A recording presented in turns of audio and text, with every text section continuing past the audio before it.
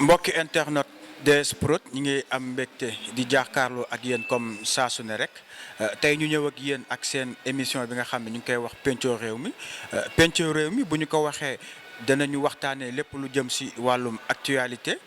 tey ñu dalal benn ndaw boo xam ne mi ngi bokk Alliance pour la République di APR bi nga xamee ne son excellence le président Macky Sall moo ko taxawal en 2008 gannaaw bi nga xamee ne jóge na si parti bu mag boobu ñu koy wax PDS bi nga xamee ne monsieur Abdoulaye Wade son excellence moo ko jiite woon tey ñu dalal ndawam ñu koy wax Aristide mi ngi dëkk si commune Mermoz Sacré-Cœur mu doon fa leader di homme politique Aristide maa ngi lay nuyu. maa ngi lay nuyu Khadim di la remercier ci invitation bi. waaw di sànni nuyoo ci seen organe de presse bi comme ni nga ko waxee way man je suis un jeune engagé dans la politique aux côtés du président Macky Sall depuis ba président nekkee au PDS en tant que premier ministre en tant que directeur de campagne du président Abdoulaye Wade gunge naa ko ci xeex bi bi mu génnee PDS tamit nekk na ak moom dans l'Alliance pour la République bañ koy teg di ko baptiser Alliance pour la République maa ngi ko fekkee la preuve j'ai été le premier conseiller municipal de l'APR dans ma commune au sein de la commune de Mermoz Sacré-Cœur maa ngi dëkk Sicap Baobab plus précisément cité célibataire Baobab voilà noonu laay nuyoo di nuyu tamit sama kilifa responsable yëpp fay yeewoo en l'occurrence sama yaay Ndeye Binta Gassama ministre conseillère sama beneen yaay Mariam Baba Diane les honorables députés Lucie Cissé, Juliette Zenga, Zator Mbaye, le ministre Mahmoud Saleh maa ngi sànni sama nuyoo tamit ci jeunesse engagée de Mermoz Sacré-Cœur vraiment di nuyu ñëpp waaw ñëpp ñu ma xamee à travers ce micro maa ngi leen di nuyu voilà di leen xamal ne doomu Sicap laa tamit nekk Sicap nekk booy Sicap voilà. Aristide ñu gën la xamee si la makiste nga bokk biir APR. Depuis kañ nga commencé di ànd ak président Macky Sall. waaw man maa ngi door sama accompagnement ak président Macky Sall depuis 2007 bi mu nekkee PDS. boobu ñu ngi préparer élection présidentielle 2007. maa ngi koy fàttali ma àndoon ci ak Mariam Baba Diane doon jàppale le président Wade pour mu faluwaat en 2007. ba président nekkee directeur de campagne am gunge nañ ko ci xeex bi woo nañ ñu en tant que jeune chrétien catholique parce que tamit dafa amoon benn groupe boo xam ne G80 lañ ko doon woowee te G80 boobu mën naa ne ay catholique kase ñoo ko formé woon te tax na ne on se retrouvait très souvent dans des manifestations ci biir activités yooyu lañ ñu ràññee gis na ne vraiment mënoon nañu apporter suñu couche ci politique wu vraiment wu président Abdoulaye Wade bi mu doon def ba tax na ne président Macky Sall en sa jamono jooju moom moo dirigé woon politique wu président Abdoulaye Wade moom à sa vue et à sa demande on a répondu à l'appel ñu ñëw gunge ko ci xeex bi mu doon xeex bëgg a may ndam président Wade. defe naa ne loolu leer na si bopp yi nga xam ne tey jii ñoo ñuy seetaan di mbokk internet yi ñu jëm nag si actualité. Aristide fan yi ñi ngi dégg ay coow ki nga xam ne mooy président Pastef ñu koy wax Ousmane Sonko ak ki nga xam ne mooy Adji Sarr coow li bari loolu depuis boobu yow coow bi nan nga ko yëgee ak ba nga ko yëgee ban réaction nga def parce que gis nañ nga def benn publication di dëggal viol boobu. mais loolu man déjà position Ousmane Sonko dama koy ñaawlu sur toute l'étendue. lu tax nga xëy ñaawlu. dama koy ñaawlu déjà. moom c'est un député du peuple. député du peuple bi ci wàllu boppam moo la jox ay suffrage nga koy dem di ko représenter bu ñu demee ba ñu accuser la yow déjà ca foofu naroon nga seetal sa bopp mais da nga bàyyi loolu yëpp jàll. ndaw si jiitu la porter plainte contre yow nee la da nga ko violer. man bu ma nekkoon man position Ousmane Sonko man déjà dinaa porter plainte pour diffamation loolu yëpp defu ko moom li mu def mooy maanaam lancer un appel à un rassemblement gars yi nañu jàmmarloo ak état. ndax amu si droit appel boobu ndax amu si droit. non dama ne ça c'est pas un problème politique encore une fois c'est un problème privé crypto privé ñaari nit ñoo sekk benn mbir mu am fa lu fa xew. problème privé boo xam ne Bassirou Gueye dugal na ci loxo moom procureur de la République. waaw nee na ma loolu problème privé la. mais problème privé la man bu ma gisee procédure bi ni mu demee mën naa ne Adji Sarr dem na porter plainte fa mu nar a demee porter plainte ñi jot dossier wu Adji Sarr ñoo demandé à ce que Ousmane Sonko ci wàllu boppam mu ñëw wuy si man si j'étais à sa place quelle que soit mon immunité parlementaire damay ñëw wuy si ji wane que vraiment que tey man liñ may waxal ak liñ may jiiñ defuma ko dans un premier temps parce que tamit qui prétend être tu dois être exemplaire qui prétend être tu dois être exemplaire am na loo xam ne da nga ko nar a wane pour ñu naw la ci mais sur tous les plans je pense que aujourd'hui Ousmane Sonko il a raté l'occasion de rentrer dans l'histoire man ci sama gis-gisu bopp parce que du ma admettre nga ne man dama feebar bëgg soulager wu feebar boo xam ne c'est un mal de dos te ñu xam ne fa nga jëm amu fa spécialiste amu fa kenn koo xam ne ci masseuse yi def na formation boo xam ne tey yow mën nañ la soulager yow ci sa mal tey bu ñu sorwee tuuti ci médecine on sait que c'est les rhumatologues c'est les kinésithérapeutes qui font que ce mal tey yow mën a soulager wu ci sa mal de dos y a les ostéomotogues ñoom ñu ñëpp mën naa ne comme ñoom ñoo am spécialité lii Ousmane Sonko bëggoon tey ñu soulager ko ñoom ñoo xarañ ci loolu la preuve moom nee na way man mën naa génn en tant que député heure bu ma neex waaw attitude boobu mënoon na ko may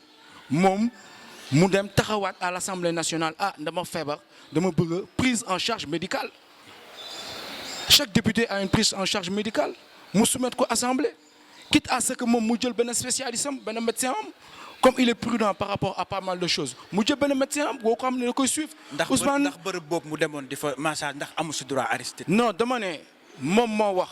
que dama dem yëg lu ma metti dem pour mu ñu soulager ma dama am tey benn feebar boo xam ne il faut que ma faj ko. te bi ma laajtee ay nu mu tudd ci ay xalaat. maanaam il a demandé des conseils nee na oustaz man xaw ma nag oustaz bi si il est médecin ou pas xaw ma mais oustaz je pense que moom ci wàllu boppam il a fauté d'un autre côté moom dafa ne si ci ay propos oustaz bi da ko doon laaj ngir ba xam diine may na ko ab soxna maase ko gannaaw da doon faju loolu am na si plein droit loolu ñëpp nangul nañ ko bu ñu sorwee ci par rapport ak propos yooyu tey xam nañu on n'est pas dans un état de charia.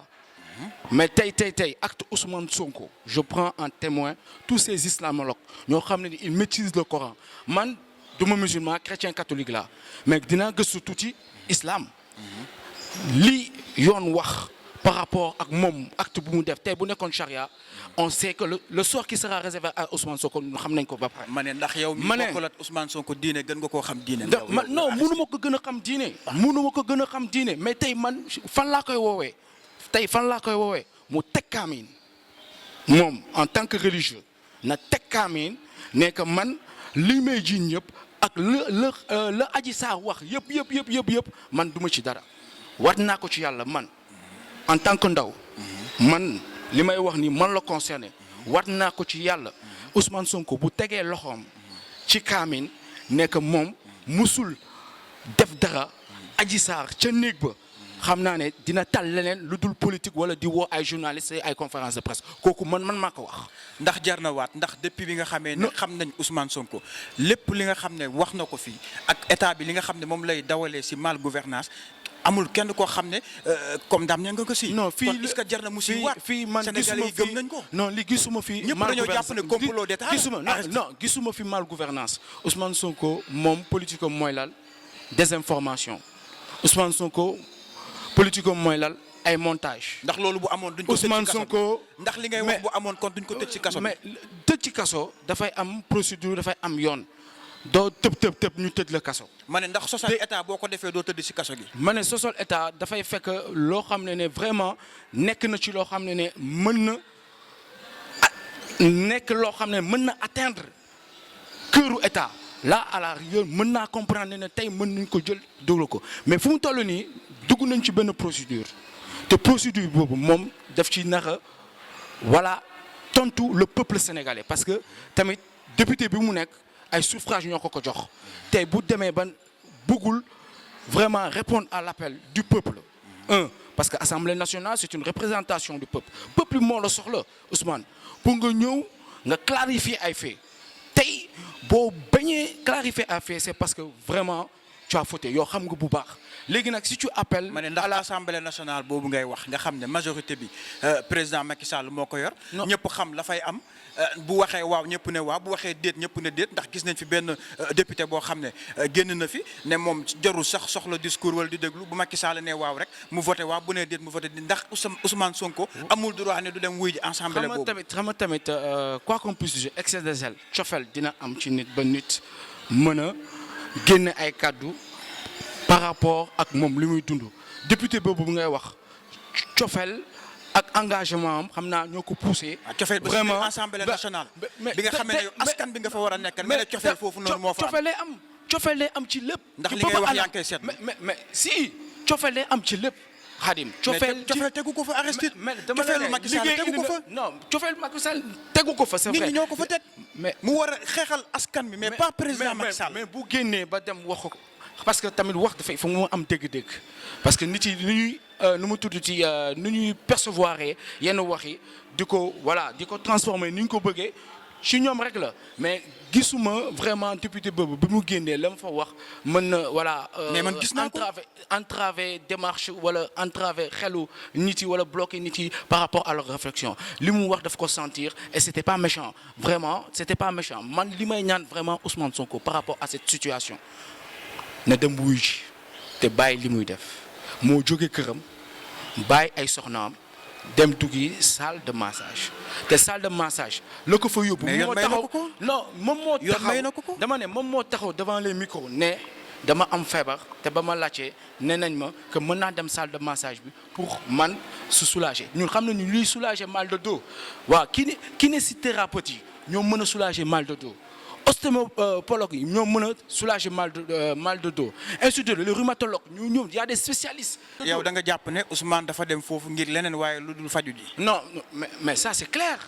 loolu c'est clair Ousmane fu mu toll nii démb ci conférence de presse am bi muy def conférence gën na ko wanewaat parce que gendarme tey mel ni gendarme yow tey peuple bi soxla la mu am situation am loo xam ne da nga ko dund ak jigéen ñu bëgg nga clarifier nga ne man du ma dem wuyu ji à quoi bon sert l'utilité de Ousmane à comment dirais-je à l'Assemblée nationale.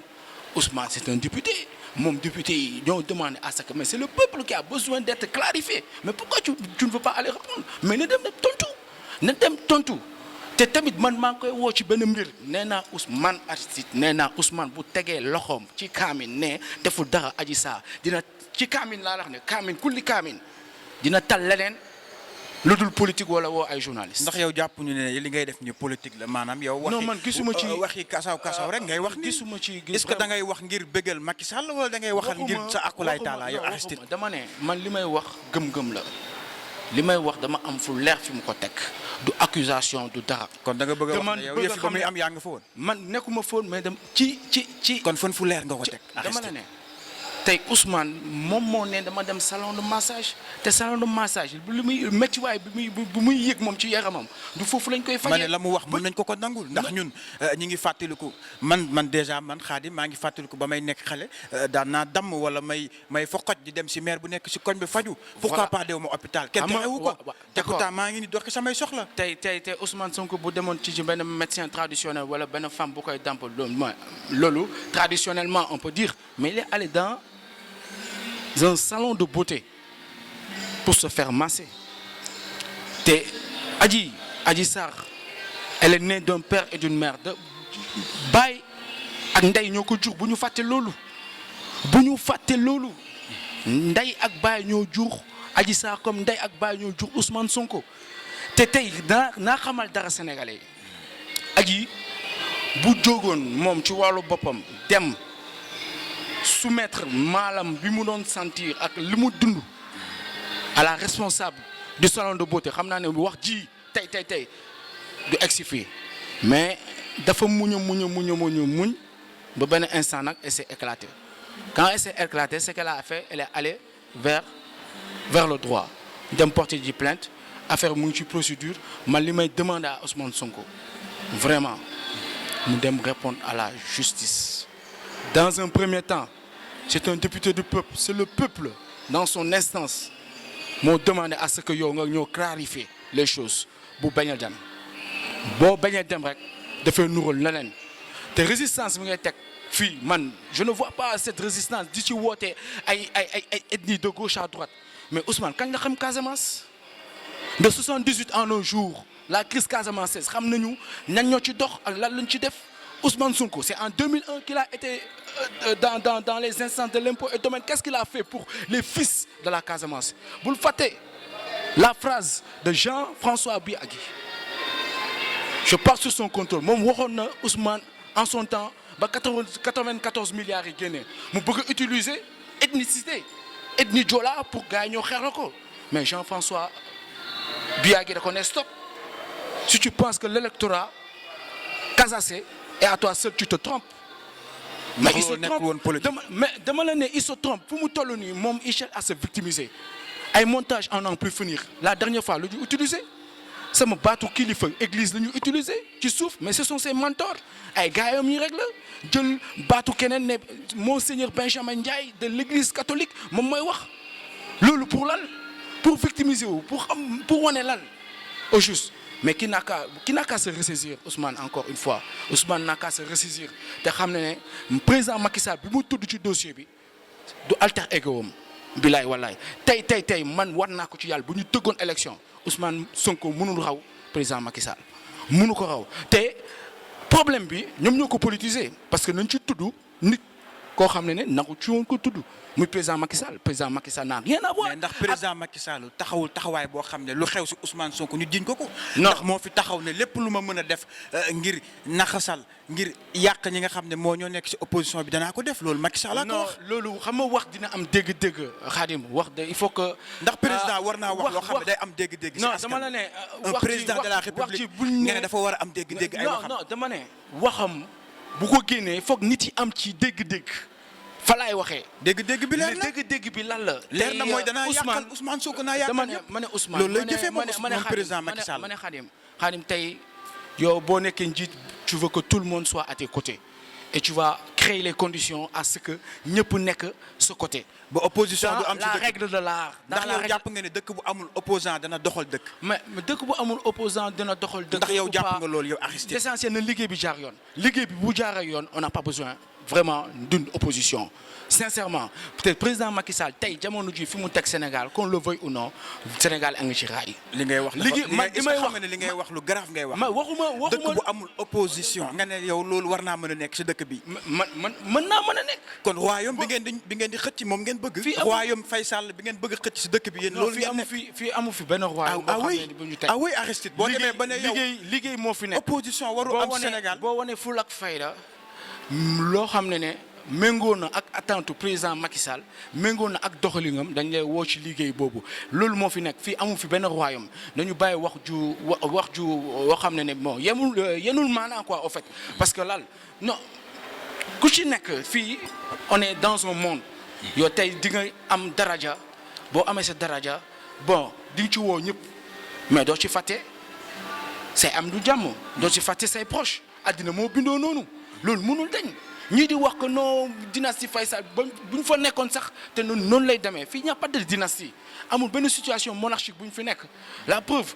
Amadou mu ngi ci ay activités am la première dame tey li muy def pour bëggal Sénégalais yi mu ngi koy def la première dame Marième Faye Sall maa ngi koy nuyu au passage mu ngi koy def un peu partout mu ngi sillonner le Sénégal un peu partout tey Covid bi moo tax. ci xaalis bi leen dénk. non dama nekk. ci xaalis bi leen dénk xaalis bi non xaalisu askan wi mais ça montre nettement que tey la ma moom. ak la ngeen moom maa ngi koy bokk ak yéen parce que dina génn ci mbedd bi ba mu taxaw ñu woo ko mu taxaw déglu nit yi attentivement dinañ fajal seen soxla on l'a vu à l'œuvre Marième Faye Sall ah maa ngi profiter ci occasion bi vraiment di ko sant ah di ko naw vraiment di ko ne vraiment tu es digne d'une première dame du Sénégal vraiment c'est liggéey rafet na aux côtés du président Macky Sall c'est liggéey tamit rafet na ci Sénégalais yi ngay dimbali gis nañu vraiment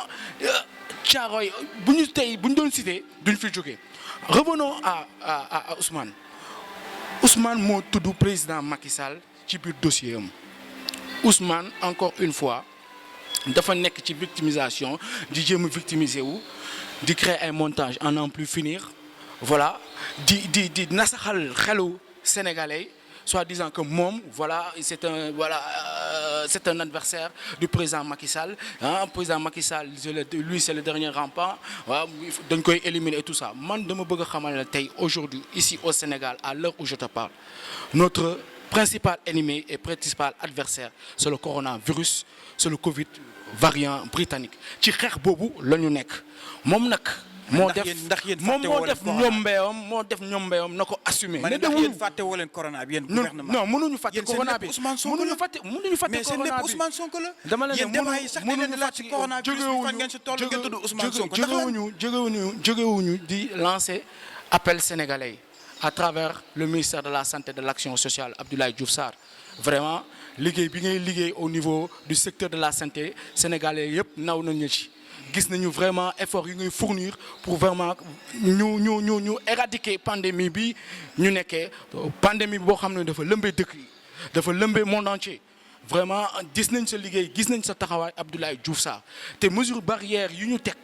du ñu jógee di ko voilà di lancer un appel au Sénégalais di leen xamal que Covid bi du Covid politique c'est une maladie qui est là c'est une maladie qui tue nañu fagaru mooy tey dem vacciner wu. On a lancé un appel à tout le monde. Cette vaccination, c'est pas une vaccination du président Macky Sall, ni une vaccination de Aristide, ou bien une vaccination de Khadim, ou d'une tierce personne. C'est une vaccination pour se préserver. Fagaru moo gën faju nañu préserver wu def en sorte que combat bi ñun ñëpp ñu gagnandoo ko parce que Sénégal nag benn bopp la kenn du ko xar ñaar fa laay waxee. d'accord si ay kàddoom dégg ngeen ko yéen mbokk internet yi defe naa ne yéen ay jugé ba xam li mu wax yanu na maanaa wala yanulu maanaa waaye Aristide damay ñëwaat rek si dossier wu Adji Sarr ak Ousmane Sonko ndax yaa tudd complot ndax gisoo tamit li nga xam ne yéen fitna bi ngeen di teg Ousmane Sonko di jël ay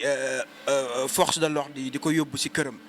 dem nañ ba di ko surveiller lépp li nga xam ne mi ngi koy def si biir këram di ko wax yéen ngeen koy déglu ndax yéen loolu du ñu mën a jàpp ne yanul maanaa ne complot d'état la. ndax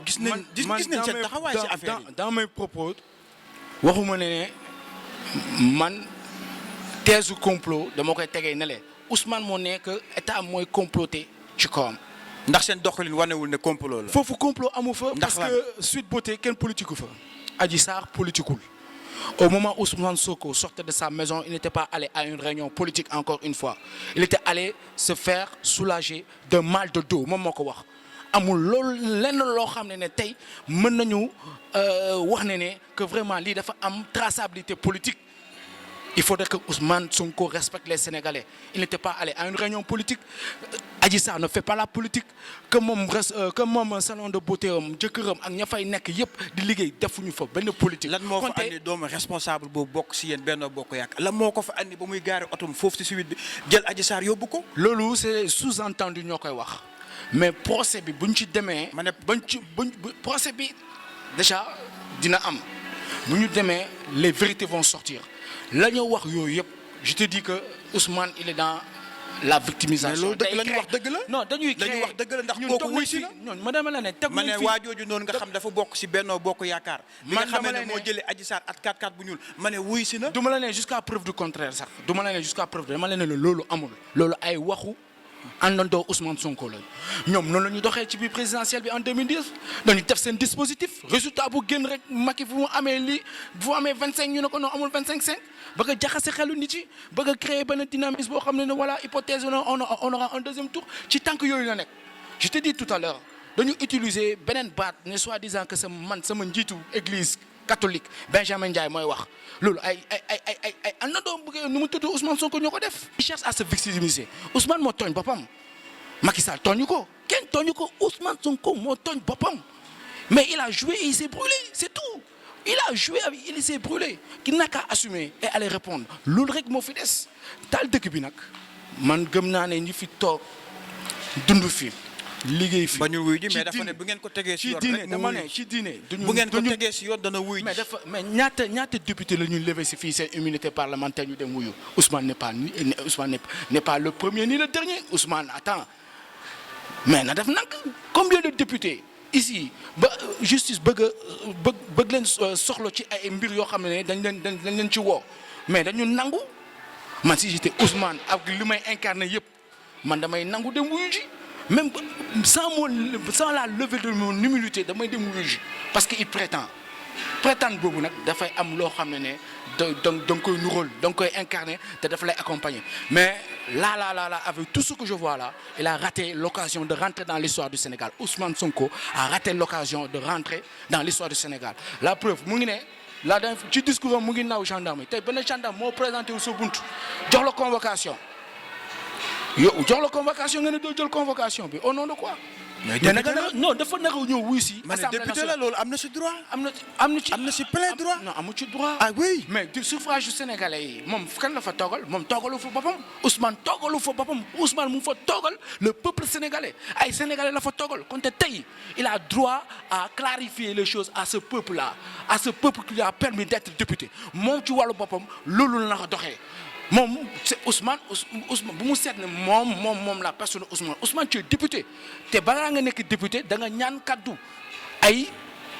sénégalais jox la kaddu yu pour l'honneur de ces sénégalais là il faut aller répondre te bàyyi vraiment sphère ou ak comportement victimisation bi nga nekk on a compris ton jeu c'est un jeu tu as joué et tu t'es brûlé Ousmane Sonko il a joué et il s'est brûlé ça il faut le reconnaître sur tous les plans voilà. mbokki internautes yi defe naa ne dégg ngeen ko Aristide la nekk